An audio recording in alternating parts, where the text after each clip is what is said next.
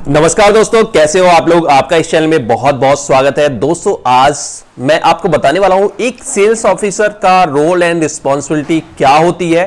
काफी लोग ये वर्क करते होंगे, लेकिन कायदे में एक कंपनी क्या चाहती है एक सेल्स ऑफिसर से, और वो सेल्स ऑफिसर की जो पोस्ट है उसको क्यों क्रिएट करती है, क्या उसका मतलब असली मकसद क्या रहता है, क्या उसको करना चाहिए, ये मैं इस वीडियो में आपको बताने वाला हूं।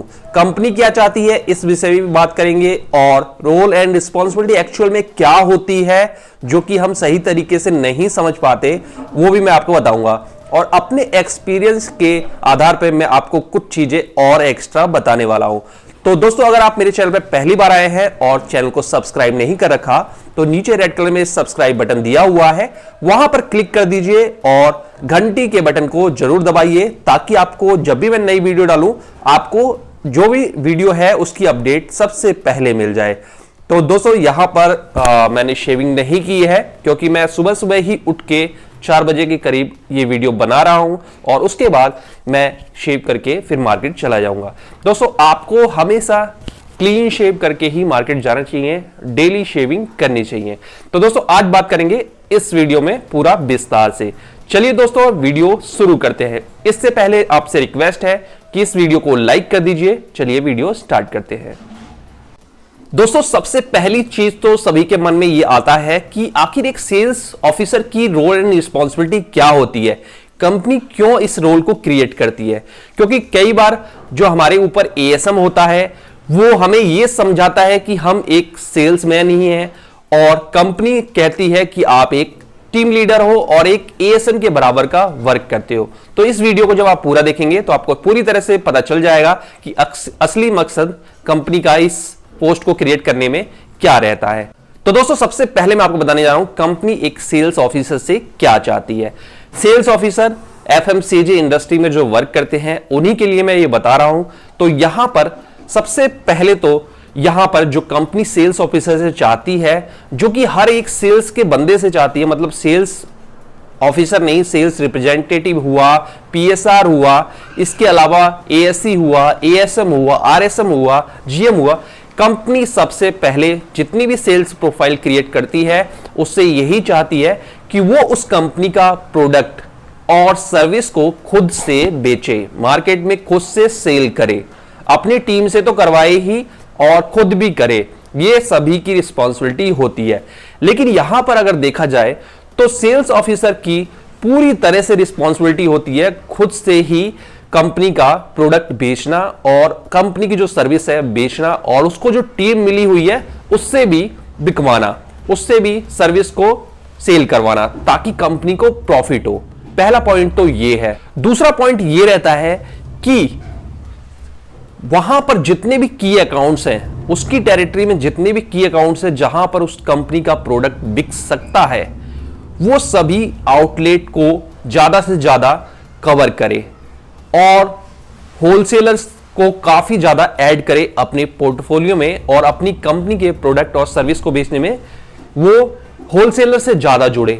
डिस्ट्रीब्यूटर पर उसकी पकड़ होनी चाहिए, अपने डिस्ट्रीब्यूटर पर, और काफी सारे उस एरिया के जो डिस्ट्रीब्यूटर हैं, जो भी चीजें हैं उसकी काफी अच्छी नॉलेज होनी चाहिए।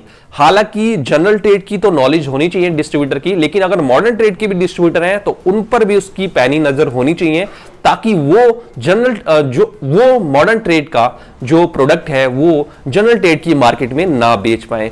जब उसे पता रहेगा तभी वो उनको ट्रैक कर पाएगा। तो यहां पे ये होता है। तो रिटेलर, की अकाउंट, डिस्ट्रीब्यूटर और होलसेलर को अपने जो एरिया मिला हुआ है उसमें उनसे रिलेशनशिप मजबूत करके उनको धीरे धीरे अपनी कंपनी के प्रोडक्ट और सर्विस पर कन्वर्ट करना, ये एक सेल्स ऑफिसर का पूरी तरह से काम होता है। अगला जो पॉइंट कंपनी चाहती है वो है कि कंपनी चाहती है कि हर एक सेल्स ऑफिसर इतना कैपेबल होना चाहिए, इतना काबिल होना चाहिए कि वो खुद से प्रोडक्ट लॉन्च कर सके, और जो न्यू प्रोडक्ट है उसकी जो यूएसपी है, यूनिक सेलिंग पॉइंट, यानी उसका जो फीचर्स है उसको कस्टमर को बता पाए। कस्टमर रिटेलर भी हो सकता है, होलसेलर भी हो सकता है, और नया डिस्ट्रीब्यूटर भी हो सकता है। तो ये चीज उसको करना है, न्यू प्रोडक्ट लॉन्च करना उसको आना चाहिए। ये तो बहुत ही ज्यादा जरूरी है। इसके अलावा प्राइमरी और सेकेंडरी भी उसे खुद से ही करनी होती है और टीम से करानी होती है। काफी बार लोग ये सोचते हैं, चलिए मैं इस टॉपिक को आगे बात करूंगा कि रोल एंड रिस्पॉन्सिबिलिटी वाले सेक्शन में। तो दोस्तों चलते हैं अगली स्लाइड पे। दोस्तों सबसे पहले तो जो सेल्स ऑफिसर का काम होता है वो होता है कि प्राइमरी और सेकेंडरी उसके टेरिटरी में अचीव होना चाहिए। ये उसकी पूरी तरह से रिस्पॉन्सिबिलिटी रहती है और अपनी टीम से भी करवाए, ये भी उसकी रिस्पॉन्सिबिलिटी रहती है। तो प्राइमरी और सेकेंडरी एफएमसीजी मार्केट में किसी भी सेल्स पर्सन के लिए, किसी भी प्रोफाइल के लिए बहुत जरूरी होता है। यहां तक कि जीएम को भी प्राइमरी और सेकेंडरी करनी पड़ती है। ये आपको पता नहीं चलेगा, लेकिन जब आप काफी अच्छी नजर रखेंगे मार्केट के ऊपर तो आपको पता चल जाएगा कि टॉप लेवल पर बैठे हुए लोग भी काफी सारा स्टॉक बल्क में निकालते हैं मार्केट में, जो बड़ी बड़ी मंडियां होती हैं। तो यहां पर जो सेल्स ऑफिसर है उसको प्राइमरी और सेकेंडरी का टारगेट करना रहेगा किसी भी तरह से। जो भी वो मार्केट इंटेलिजेंस लगाए, जो भी वो अपना दिमाग लगाए, तो उस हिसाब से, और अपनी टीम से भी करवाना रहेगा। कई बार ये होता है कि काफी सारी कंपनियों में सेल्स ऑफिसर के नीचे कोई भी टीम नहीं होती। वो इसलिए नहीं होती कि उस एरिया में इतनी ज्यादा पोटेंशियल नहीं होता कि वहां पर 3-4 लोग और रखे जाएं। तो इसीलिए वहां पर सेल्स ऑफिसर के नीचे सीधा डिस्ट्रीब्यूटर होता है और डिस्ट्रीब्यूटर के लड़के होते हैं एफएमसीजी मार्केट में ही। लेकिन और इसमें काफी सारे प्रीमियम प्रोडक्ट हो सकते हैं, प्रीमियम प्रोडक्ट वाली कैटेगरी होती है या न्यू लॉन्च प्रोडक्ट होते हैं। इसके अलावा जब ये प्रोडक्ट फैलने लगेंगे तो उसके बाद आपको नीचे नीचे धीरे धीरे काफी सारी टीम बढ़ानी पड़ेगी, तो आपके अंदर टीम भी आ जाएगी। तो सेल्स ऑफिसर के बाद टीम हो भी सकती है, नहीं भी हो सकती। दूसरी चीज ये है कि दोस्तों यहां पर आपको मंथ और क्वार्टरली आपको टारगेट पता होना चाहिए, कैसे अचीव करना है इसकी भी पूरी प्लानिंग होनी चाहिए। कौन सा डिस्ट्रीब्यूटर आपको धोखा दे सकता है उसको रिप्लेस पहले से ही करने की पूरी प्लानिंग होनी चाहिए, और अपने एरिया के और भी उस कैटेगरी के जो डिस्ट्रीब्यूटर हैं उनसे काफी अच्छे संबंध आपको होने चाहिए या नॉलेज होनी चाहिए। उनके फोन नंबर होने चाहिए, कितना उनका टर्नओवर है, कैसे वो माल बेचते हैं, उनकी जो कवरेज है वो कितनी है आपके डिस्ट्रीब्यूटर है, ये सारा कंपेयर आपको करना चाहिए और इस तरह की लिस्ट तैयार रखनी चाहिए अपने पास। इसे किसी को देना नहीं है, आपके ही काम आएगी। दोस्तों यहां पर जो है आपको अगर टीम मिली हुई है तो आपको अपनी टीम को भी सिखाना है कि सेकेंडरी और प्राइमरी कैसे करना है ताकि टारगेट अचीव हो जाए। इसके अलावा जो आपका चैनल है यानी डिस्ट्रीब्यूटर मैनेजमेंट, डिस्ट्रीब्यूटर का स्टॉक कितना है, पुराना कितना है, नया कितना है, उसका कोई स्टॉक फंस गया है वो कैसे बिकवाना है या उसको कैसे मतलब कन्विंस करना है इसको मार्केट में निकालने के लिए, या किसी को ज्यादा मार्जिन देना है किसी को कम देना है, ये भी कैसे कन्विंस करना है, ये सभी डिस्ट्रीब्यूटर मैनेजमेंट में आ जाता है। बहुत सारे डिस्ट्रीब्यूटर ऐसे होते हैं वो कंपनी का वही प्रोडक्ट मंगाने की कोशिश करते हैं जो कि बहुत ज्यादा बिकता है। हालांकि कंपनी हमेशा एक लिमिट में ही प्रोडक्ट बनाती है, तो कंपनी ये चाहती है कि उसके जितने भी प्रोडक्ट हो उन सबको बराबर मात्रा में मंगाया जाए। ज्यादा बिकने वाले को ज्यादा मंगाए लेकिन कम बिकने वाले को भी मंगाए। तो डिस्ट्रीब्यूटर की हमेशा ये मंशा होती है कि वो उन चीजों को ना मंगाए या उस पर उसका फोकस नहीं होता। तो जो सेल्स टीम होती है उसका यही काम होता है कि अपनी कंपनी के हित के बारे में सोचना, अपने प्रोडक्ट के हित के बारे में सोचना। ठीक है, डिस्ट्रीब्यूटर तो चाहेगा कि उसका जो प्रोडक्ट बिकने वाला है वही आए और वो उसको जल्दी से बेच के कमा ले, लेकिन आपको पूरा सोचना है। आपको अपना स्टॉक जो है कंपनी का उसको मैनेजमेंट मतलब उसके बारे में भी सोचना है। आपको हर प्रोडक्ट बेचना है और बिकवाना है, उदाहरण पेश करना है और उसको कन्विंस करना है। तो इस तरह से आप चैनल मैनेजमेंट करना है। नहीं तो उसको रिप्लेस करना है तो रिप्लेस कर दीजिए। आपको की अकाउंट्स ज्यादा से ज्यादा बढ़ाने हैं और उन पे पूरा होल्ड बना के रखना है, होलसेलर पे होल्ड बना के रखना है, और उनको पूरी तरह से आपको अच्छी नॉलेज होनी चाहिए कि इस होलसेलर का जो बिहेवियर है वो कैसा है, ये किस तरह से आपका प्रोडक्ट ले सकता है, किस तरह से नहीं ले सकता, क्या क्या उसकी डिमांड हो सकती है। ये सारी चीजें आपको धीरे धीरे अपने एरिया की नॉलेज होनी चाहिए, या नहीं है तो आपको बढ़ानी चाहिए। कभी भी कोई भी सेल्स ऑफिसर का जब इंटरव्यू होता है तो उससे ये क्वेश्चन हमेशा पूछा जाता है कि उसने कितने नए प्रोडक्ट लॉन्च किए हैं, या उसे नया प्रोडक्ट लॉन्च करने को दे दिया जाए तो वो किस तरह से करेगा। ठीक है, तो यहां पर न्यू प्रोडक्ट को लॉन्च करना आना चाहिए। ऐसा क्वेश्चन सेल्स रिप्रेजेंटेटिव होता है, मतलब सेल्स ऑफिसर से जो नीचे होते हैं उनसे इतना ज्यादा नहीं पूछा जाता, लेकिन सेल्स ऑफिसर से ये जरूर पूछा जाता है नए प्रोडक्ट को कैसे लॉन्च करेगा, न्यू प्रोडक्ट को कैसे मार्केट में चलाएगा, या कोई प्रोडक्ट है वो रुका हुआ है, उसकी सेल नहीं है, ग्रोथ नहीं है, डिस्ट्रीब्यूटर उसको नहीं मंगाना चाहता, उसको कैसे बेचेगा। तो यहां पर आपको ये सारे फंडे सीखने पड़ेंगे, थोड़ा सा फोकस करना पड़ेगा, और दूसरे जो कंपनियां हैं उनके नए प्रोडक्ट किस तरह से बिक रहे हैं, कैसे है, क्या है, ये सारी चीजें आपको मार्केट से पता करनी पड़ेगी और अपनी स्किल्स को बढ़ाना पड़ेगा। यहां पर आ गया डिस्ट्रीब्यूटर मैनेजमेंट। डिस्ट्रीब्यूटर मैनेजमेंट जैसे मैंने चैनल बताया था, चैनल ही डिस्ट्रीब्यूटर है। आपको डिस्ट्रीब्यूटर नए पुराने सभी से कांटेक्ट रखना है, कुछ और भी रखना है। आपको डिस्ट्रीब्यूटर की आरओआई मालूम होनी चाहिए, आपको डिस्ट्रीब्यूटर की कैपेबिलिटी मालूम होनी चाहिए कि ये कितना काम कर सकता है, और आपको हमेशा अपने डिस्ट्रीब्यूटर से ज्यादा परफॉर्मेंस करवानी है, उसको मोटिवेट रखना है। उस मोटिवेट रखने के लिए आपको खुद भी काम करना पड़ेगा। जब आप उससे कुछ ऑर्डर देंगे तभी आप उससे और भी कह सकते हैं कि आप भी जाके मार्केट में ऑर्डर लेके आओ। तो इस तरह से आपको खुद से सेकेंडरी प्राइमरी करनी है, तो उससे डिस्ट्रीब्यूटर खुश रहेगा। और आपको अपने डिस्ट्रीब्यूटर को हमेशा सही तरीके से रखना है, उसके बहकावे में नहीं आना है, क्योंकि वो तो यही चाहेगा कि कंपनी से जो बिकने वाला माल है वो आता रहे, और जितना मैं मंगा रहा हूं उतना आ जाए, मैं बेच के दूसरा प्रोडक्ट दूसरी कंपनी का मंगा लूंगा। लेकिन अगर आपकी कंपनी का एक डिस्ट्रीब्यूटर अपॉइंट हुआ है तो आपको उस डिस्ट्रीब्यूटर से पूरी अच्छी तरह से काम कराना है, अपने सारे प्रोडक्ट बिकवाने हैं किसी तरह से भी। यानी आप ऐसा किसी तरह से, मेरा मतलब ये है कि आपको खुद भी काम करना है और उससे भी करवाना है, उसके लड़कों को भी हैंडल करना है, अपने लड़कों को भी हैंडल करना है। यहां पे है टीम ट्रेनिंग। टीम ट्रेनिंग में आपको ज्यादा अपनी टीम को ट्रेनिंग नहीं देनी होती, केवल सेकेंडरी और प्राइमरी कैसे पूरी करनी है और टाइमली कैसे रिपोर्टिंग करनी है, इसकी आपको ट्रेनिंग देनी होती है। अधिकतर सेल्स ऑफिसर का काम अपनी टीम के साथ बारी बारी से मार्केट में काम करना होता है, जिसमें उस रूट पर पड़ने वाले जो की अकाउंट्स हैं उनसे आपको अच्छे रिलेशन बनाने चाहिए, अच्छे संबंध बनाने चाहिए, और जो आपकी टीम से नहीं रिटेलर जुड़ रहा, आप उसको कन्विंस करके अपनी कंपनी, अपने डिस्ट्रीब्यूटर से जोड़े। तो ये टीम ट्रेनिंग यहां पर ज्यादातर कागजी नहीं होती, यहां पर आपको करके दिखाना होता है, और उस तरह से आपके साथ में जो टीम रहती है, टीम का जो मेंबर रहता है, वो सीखता रहता है कि आगे से उसे अकेले कैसे बात करनी है, अकेले कैसे काम करना है। इसमें कोई नया लड़का भी आ सकता है टीम में, तो अगर आप उसे करके दिखाएंगे तो वो सीखता जाएगा कि उसे कैसे करना है। तो इस तरह से आपको ट्रेनिंग देनी होती है। टाइमली रिपोर्टिंग आपको अपनी टीम से करवानी होती है। अगर उसको नहीं आता तो कभी कभी नहीं आता तो खुद भी करना पड़ता है उसकी रिपोर्टिंग, उसे सिखाइए। अगर आपको लगता है ये सीख नहीं पाएगा या इसकी प्रॉब्लम है तो आप, और सेल्स में अच्छा है तो आप उसकी रिपोर्टिंग खुद भी कर सकते हैं। तो रिपोर्टिंग का पार्ट आपको संभालना है या उससे करवाना है, अगर आप उसको सिखा सकते हैं।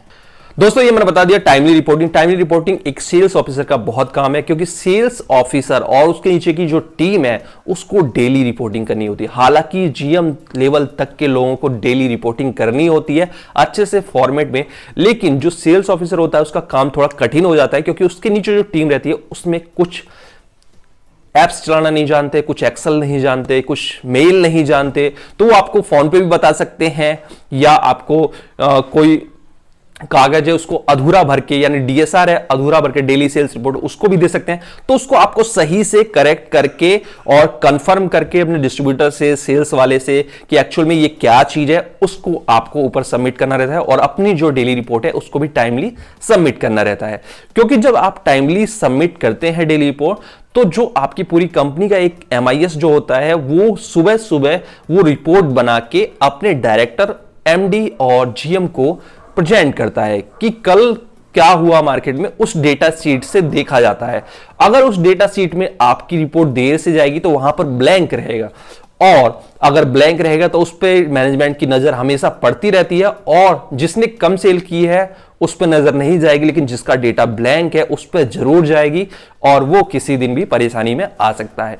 तो आपको हमेशा डेली रिपोर्ट करनी चाहिए और टाइमली रिपोर्ट भेजनी चाहिए, ना कि आपको ऑफिस से इंतजार करना चाहिए कि कोई फोन करके आपको बोलेगा कि आपने कल की रिपोर्ट नहीं भेजी, जल्दी भेजो जल्दी भेजो। ऐसा होगा कि अगर आप उसे रिपोर्ट जल्दी नहीं भेजेंगे या देर में भेजेंगे तो अपनी तरफ से भी वो गलत डेटा डाल के दे सकता है, आपका जो भी कम डाल के दे देते हैं। क्योंकि मैं बता रहा हूं, लोग कम डाल के डाल देते हैं एक अंदाजे से, ठीक है, ज्यादा नहीं डालते, कम ही डालते, तो हमेशा आपके लिए नेगेटिव ही रहेगा। दोस्तों यहां पर आपको अपनी टीम से और खुद भी कंपनी की जो पॉलिसी है वो फॉलो करनी है और करवानी है। अपने डिस्ट्रीब्यूटर और रिटेलर से भी कंपनी की जो पॉलिसी है वो फॉलो करनी है और करवानी है। काफी सारे प्रोडक्ट ऐसे रहते हैं उसको किसी अच्छे कंडीशन में रखना पड़ता है, तो ये चीजें आपको देखनी है और उसको ये चीजें और रिटेलर को, डिस्ट्रीब्यूटर को ये चीजें बतानी है, अपनी सेल्स टीम को बतानी है, ताकि आपका जो प्रोडक्ट है वो खराब ना हो जाए दुकान पे। क्योंकि अगर रिटेलर के यहाँ वो खराब हो गया तो वो तो सीधा डिस्ट्रीब्यूटर के यहाँ भेज देगा और डिस्ट्रीब्यूटर आपकी कंपनी को भेज देगा। लेकिन इसमें गलती आपकी है कि आपने उसे नहीं बताया कि प्रोडक्ट को कैसे एनवायरनमेंट में रखना है, कैसे हाइजीन में रखना है। तो ये सारी चीजें आपको देखनी है जब आप मार्केट कर रहे हैं, जब आप ऑर्डर ले रहे हैं, उसी दौरान ये सारी चीजें करनी है। ये सारी चीजें सेल्स में एक साथ चलती है। ऑर्डर लेना, दुकान पे नजर रखना, दुकान की आरओआई कैलकुलेट करना, उसके सामने नहीं करना, आपको आना चाहिए, अंदाजा लगाना आना चाहिए प्रोडक्ट आपका कहां रखा है, किस तरह से रखा है, और मतलब कस्टमर को दिखता है नहीं दिखता, ये सारी चीजें साथ में ही होती रहती हैं। धीरे धीरे आप प्रैक्टिस करेंगे तो ये चीजें आपके कंट्रोल में आ जाएंगी।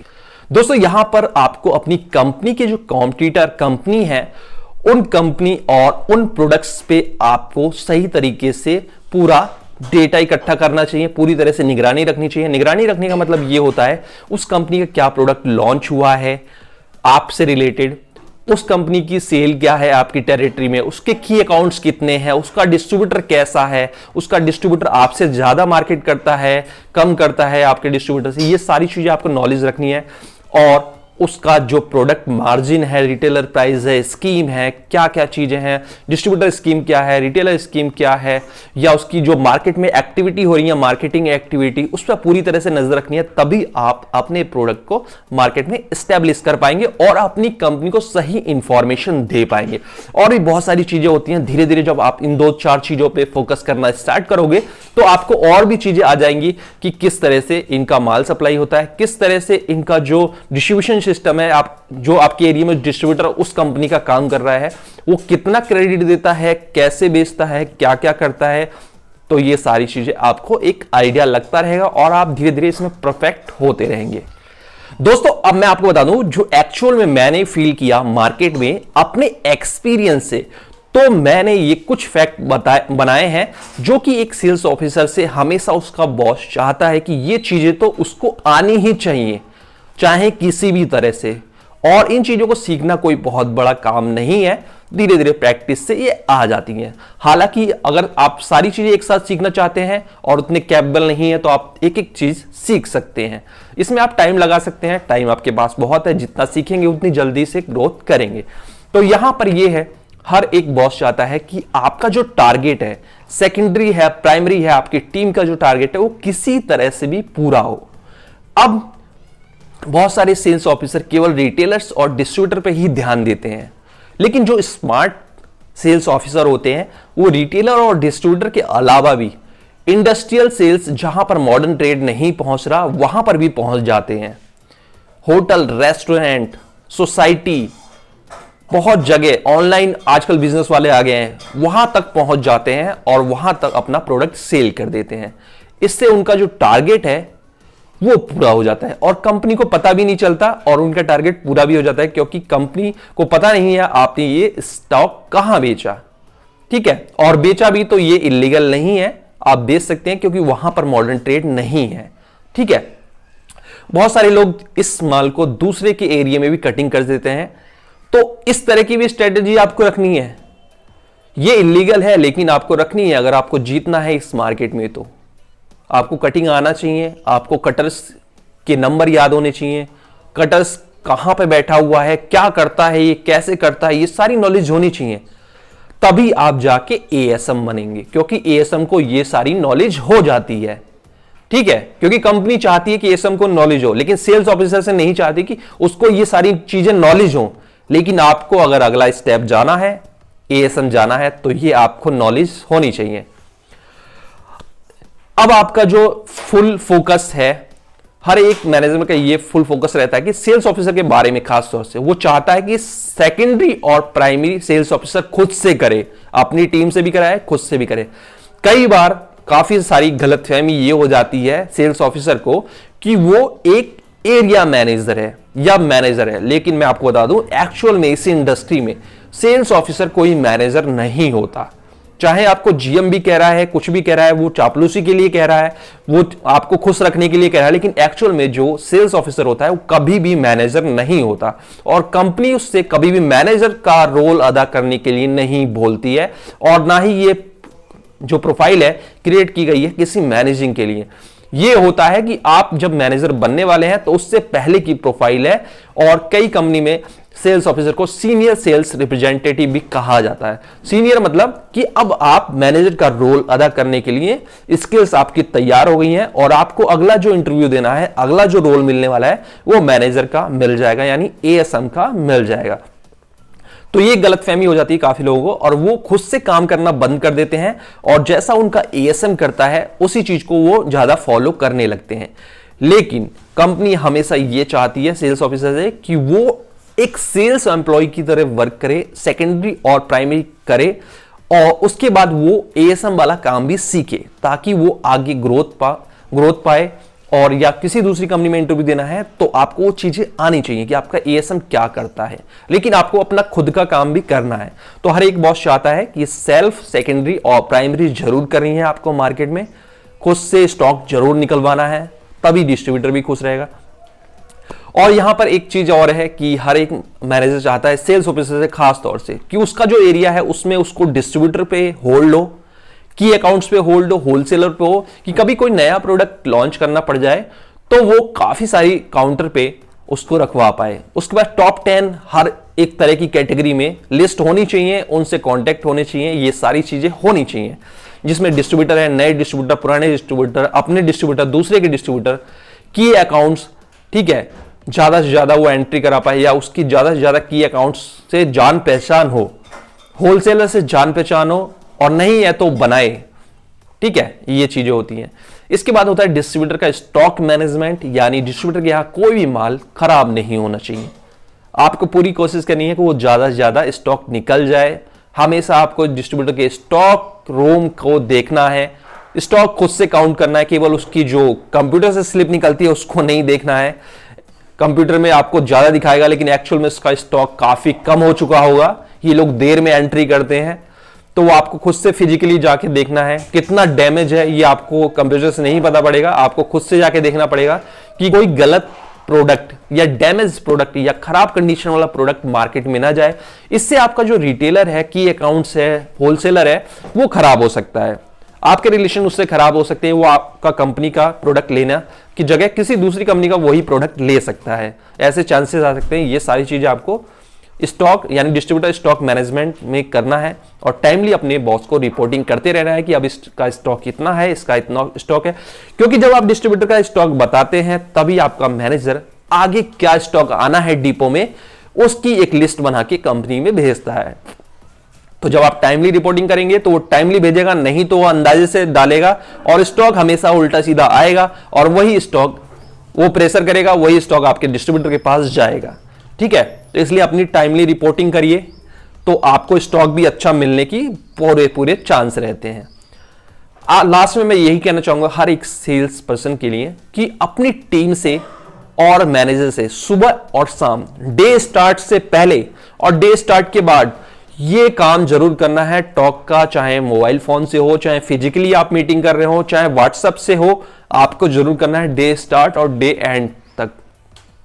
इस बीच में भी आपको करना है पूरी तरह से ताकि आपके मैनेजर को पता हो आप क्या कर रहे हैं, कहां पर हैं, दोपहर तक सेल कितनी हुई, शाम तक सेल कितनी हुई, 3 बजे तक कितनी हुई। अगर आप उसको पूरा अच्छा डिटेल में डेटा देंगे तो एक आपकी स्किल्स भी बढ़ेगी और उसका भी कॉन्फिडेंस आपके ऊपर बढ़ जाएगा, आपकी टीम का भी बढ़ जाएगा और वो भी जैसा आप रिपोर्टिंग करेंगे वैसा आपका टीम भी करेगी।